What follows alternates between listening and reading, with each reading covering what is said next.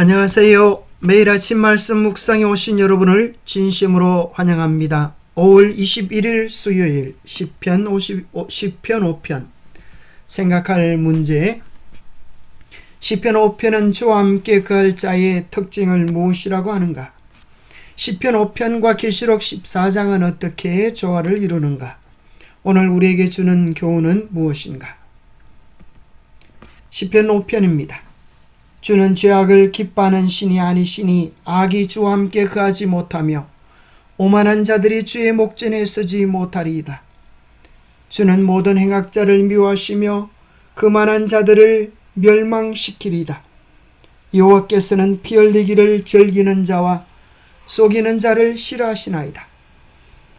오직 나는 주의 풍성한 사랑을 힘입어 주의 집에 들어가 주를 경외함으로 성전을 향하여 예배하리이다. 여호와여, 나의 원수들로 말미암아 주의 의로 나를 인도하시고 주의 길을 내 목전에 곧게 하소서. 그들의 입에 신실함이 없고 그들의 심중이 심히 악하며 그들의 목구멍은 열린 무덤 같고 그들의 혀로는 아첨하나이다. 하나님이여, 그들을 정죄하사 자기 꾀에 빠지게 하시고 그 많은 허물로 말미암아 그들을 쫓아내소서. 그들이 주를 배역함이니이다. 그러나 주께 피하는 모든 사람은 다 기뻐하며 주의 보로 말미암아 영원히 기뻐 외치고 주의 이름을 사랑하는 자들은 주를 즐거워하리이다. 여호와여, 주는 의인에게 복을 주시고 방패로 함같이 은혜로 그를 호위하시리이다. 시편 5편은 주님과 함께 거할 자들을 표현하기를 오직 주의 풍성한 사랑을 힘입어 주님의 집에 들어가 주를 경외하고 예배하겠다고 고백합니다. 그러나 하나님은 악을 미워하시고 오만한 자와 행악자와 거짓말하는 자와 피 흘리기를 즐기는 자와 속이는 자를 싫어하신다고 하였습니다. 주님께 피하는 모든 사람은 다 기쁨을 얻을 것입니다. 주님의 보혈을 의지하는 자는 용서함을 얻고 속죄함을 얻어 의인이 되게 될 것입니다. 다윗이 악이 하나님과 함께 머물지 못한다고 주장한 것을 기억하십시오. 성소의 목적은 하나님께서 그분의 백성 가운데 거하시는 것이었고 이는 그리스도의 나라에서도 마찬가지일 것입니다. 하나님의 보좌에 나아가고자 하는 자는 반드시 구속을 받은 자여야 합니다. 다윗이 시편 5편 7절에서 예배하는 것을 묘사하고 있는 것도 주목할 만한데 이는 대쟁투의 핵심 쟁점 중 하나이기 때문입니다. 요한계시록 13장에는 예배가 6번 언급되어 있으며 세 천사의 기별은 세상을 향해 만물을 만드신 이를 경배하라고 부릅니다. 다윗은 하나님을 경외한다고 말하고 남은 자는 세상을 향해 하나님을 두려워하며 그에게 영광을 돌리라.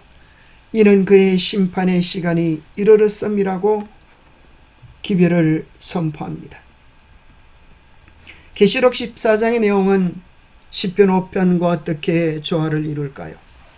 또 내가 보니 보라, 어린 양이 시온산에 섰고 그와 함께 14만 4천이 섰는데 그들의 이마에는 어린 양의 이름과 그 아버지의 이름을 쓴 것이 있더라. 이 사람들은 여자와 더불어 더럽히지 아니하고 순결한 자라. 어린 양이 어디로 인도하든지 따라가는 자며 사람 가운데에 속량함을 받아 처음 익은 열매로 하나님과 어린 양에게 속한 자들이니 그 입에 거짓말이 없고 흠이 없는 자들이더라. 또 보니 다른 천사가 공중에 날아가는데 땅에 거주하는 자들 곧 모든 민족과 종족과 방언과 백성에게 전할 영원한 복음을 가졌더라.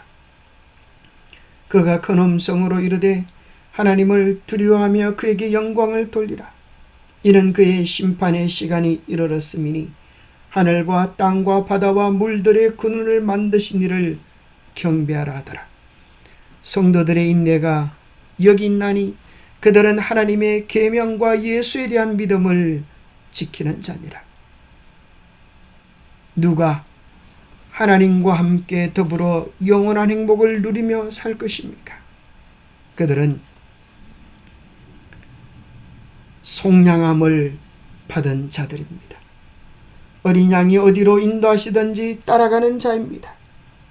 어린 양을 따라가면 구속의 은혜를 경험할 수 있기 때문입니다.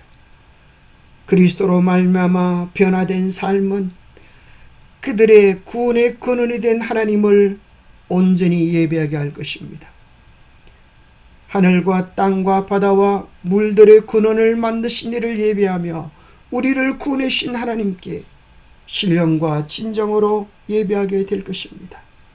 그들의 삶은 이제 더 이상 자신의 기쁨을 위하여 살지 아니하고 하나님의 영광을 위하여 예배하며 하나님께서 지키시기를 원하시는 하나님의 계명의 신실함과 진실함으로 서게 될 것입니다.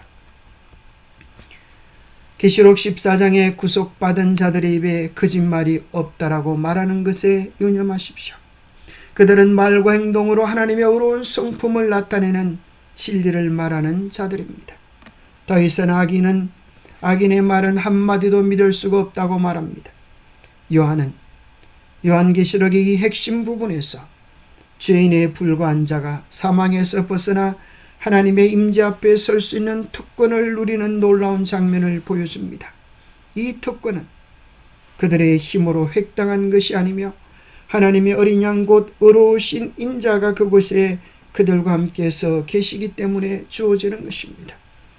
그들이 용서를 받고 구속을 받으며 더 이상 자신의 죄책을 짊어질 필요가 없는 것은 하나님의 어린 양이 그들의 죄를 대신 지셨기 때문입니다. 우리는 아무도 스스로의 의로움으로 그 앞에 설 수가 없습니다. 대속하신 은혜로 갈라진 바위 틈 속에서 우리가 주님의 영광을 배울 수 있을 것입니다.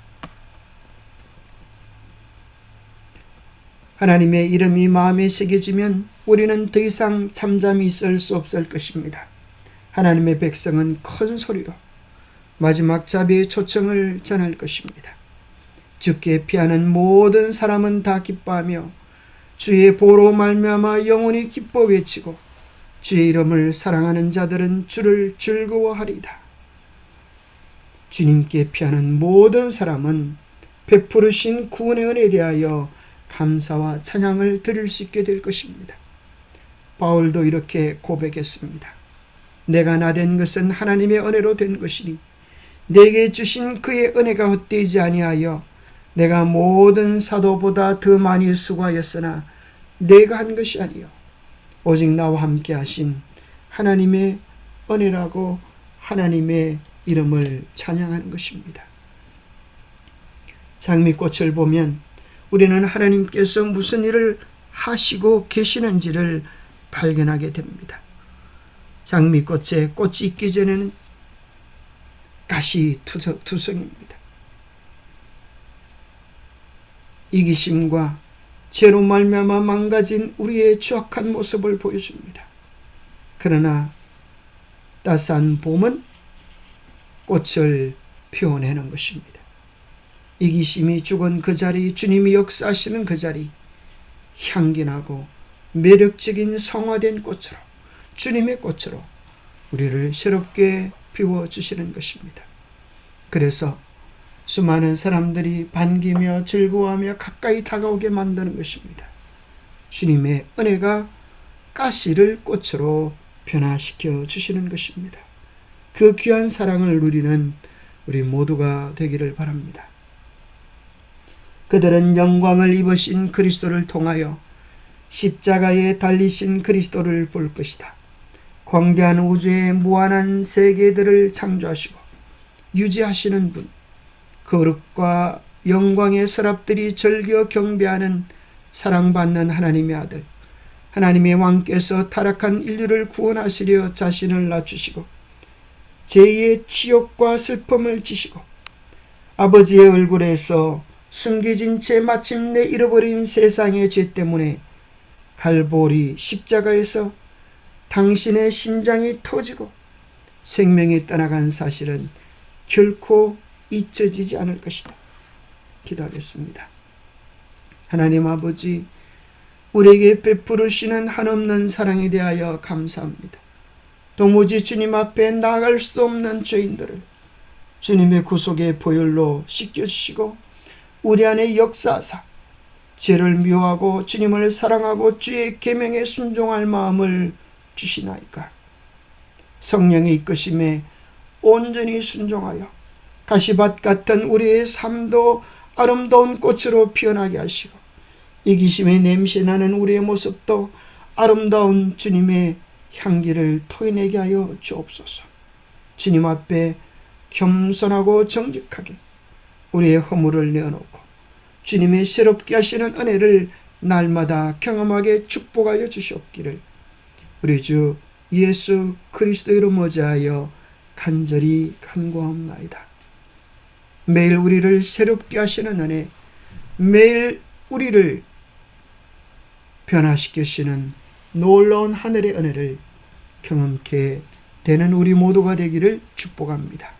감사합니다.